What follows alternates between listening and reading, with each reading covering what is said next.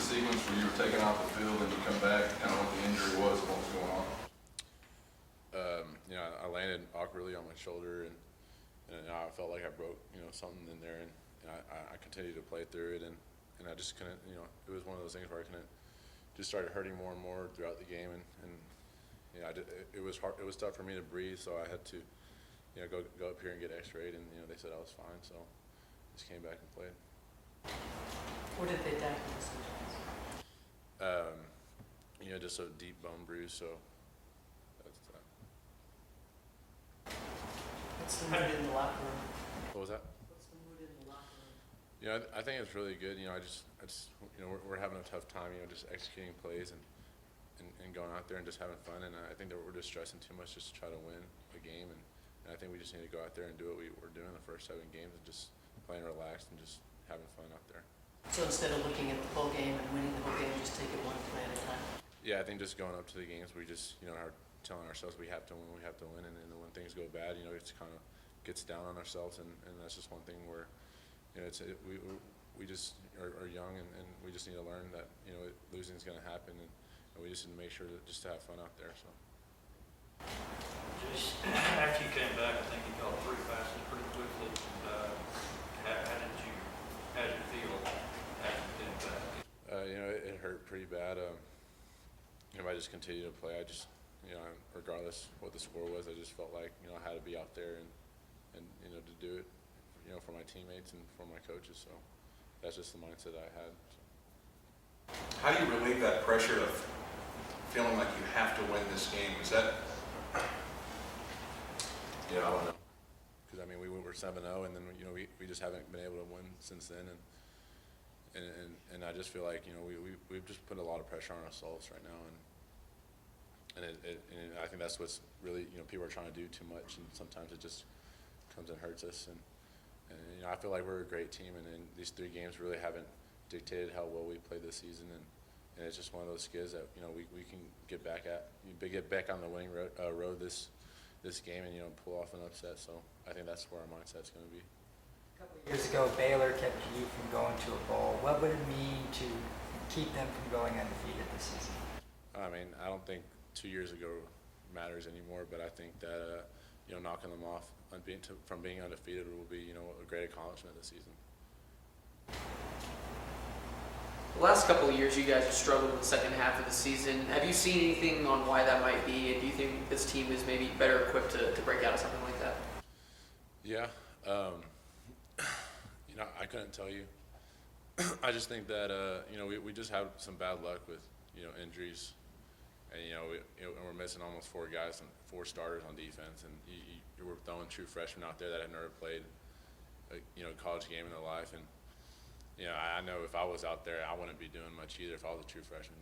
It's hard. It's hard to translate from high school to being out there trying to make plays on defense, and I just think that and offensively we're not giving the defense great positions to start out with, and we just can't be going 3 and out on any drive we have in the game, and I think that just kind of kills the mood of our whole team, and when we get down, it's just hard hard to come back. I know it was only the second quarter, but when we're down 28-10, it's like it's just tough. So It seemed like early on, the 3 and outs were in large measure a result of passing that didn't look very accurate. They were high, they weren't right on target. Do you attribute that to the pressure that Kansas State was bringing, or the inexperience? I just think that Davis or Baker were just out there trying to make the perfect throw, and when they could just make it like a routine practice throw, and like that just goes back to what I was saying. We're just putting a lot of pressure on ourselves right now, and it's just making us make simple mistakes. That lone survivor game, it was a great event for Texas Tech. Now, how did you feel being able to participate in something like that? I think that just shows like who are the real heroes are, and who really gets the recognition out there, and you have to think about how thankful you have to be for those guys out there, and they do a great job, and they don't get the recognition like some people may see it as, and I'm sure grateful for what they do. So I think it's a great thing that we've done. Knowing that there may be some extra pressure on Davis or Baker, whomever plays quarterback, if you see that this coming week, is that something that you or somebody else on the team might go talk to them about? So I don't think it's just Davis or Baker. I think it's the whole team as a unit, and you know, we're going out there, we're playing hard, and like we're just, you know, getting too many penalties, and you know, I said just putting too much pressure on ourselves, and it's hard when, you know, we had so big of expectations at the beginning of the season, and when you lose a couple of games, it's like, man, you know, everyone's, you know, down. You know, we felt like we should have won the game in OU. We felt like we had a good chance of coming back against Oklahoma State, and I just think it was more of a heartbreaking thing where, you know, we kind of just didn't know how to, you know, come back to it. We didn't know how to react to it, and it's just one thing where we have to make sure that we do a better job of, you know, making a good point that, you know, we're playing hard. We're a great team, and we've done some things really well this season, and just to keep on playing and don't put so much pressure on ourselves. Was there a wrestling match with self-doubt on how good the team really is after starting 7-0 and then you go up against tougher teams? Do you doubt that you're as good as you were when you won those? No, I think that, you know, like I said, we had a great chance of winning both those games. You know, Oklahoma State, we put it to a 4-point game the third quarter, and we had a great chance of, you know, even taking the lead in the third quarter. And you know, OU, we were just one stop away from, you know, making it, you know, a game, you know, to maybe even winning that game. And I think Kansas State was just, you know, one of the things where, you know, the two games just kind of put it on us, and we just didn't have, you know, the energy anymore. It's just, you know, been kind of rough these last 3 weeks. They got out pretty quick. Yeah, they did. You know, they did a great job of, you know, really executing on their offensive side and stopping us, and you know, keying on the key players on our offense, and not letting us get going. So. Going up against a team like Baylor that can score very easily, very quickly, does that put even more pressure on you guys to try and score every time you get the ball? Yeah, I think that we just need to take every drive as a precious drive, and you know, make sure that, you know, it's not necessarily getting points every single drive, but, you know, getting the ball, you know, moving, and making sure that we have positive yardage on every single drive. And I think that's just one thing that we really haven't executed as well as, you know, when we go 3 and out, it's just, you know, a bad mood swing for the defense, and we just put them bad. We have put them in bad positions this whole year, and, you know, they've really bailed us out a lot this season, and the offense hasn't done their job lately in the past 3 games. You know, we started so slow, and I feel like when we get behind, we really try to, you know, make a comeback and use, you know, everything we got, and I think that's just too late. You know, too little, too late right there. So. Last week you alluded to Saturday maybe being your last game in the Jones. Do you know in your head right now if it was or wasn't? Yeah, I do. So. Can you talk about after the game and yesterday, surely there was some deflated spirits. We understand that the last game we didn't play well on defense. I feel like we did a better job the second half, but the first half we let them get too many points on us, and we definitely didn't do a great job stopping the run. So we understood that, and, you know, we just understand we have to play better on defense, and we have to be able to stop the run. You know, teams being able to throw the ball and run the ball is not gonna equal the win. So we understand we play better, we can get off this, you know, this losing streak. Kerry, why do you think it is that 3 weeks in a row you guys are, you know, teams are coming out and pounding the ball, running the ball? Why do you think it is that you guys can't stop it? I know it probably sound repetitive, but we're doing the same. We're making the same mistakes. We're not tackling well, and we're having too many missed assignments. So as a defense, if we can clean up those things and tackle better, we can definitely cut down on this large rushing number we've been giving up the past 3 weeks.